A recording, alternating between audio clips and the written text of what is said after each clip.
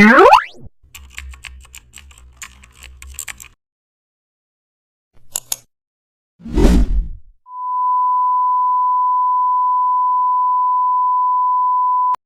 back to the channel and don't forget to like, share and subscribe for more updates.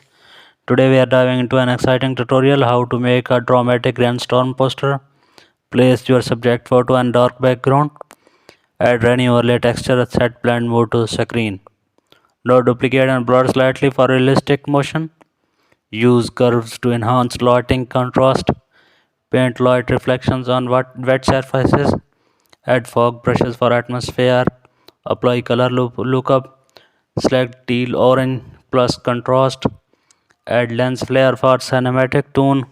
And now adjust color temperature toward cool blues. Merge all layers and sharpen the main subject. Add light weakness to centralize focus. Your dramatic rainstorm poster is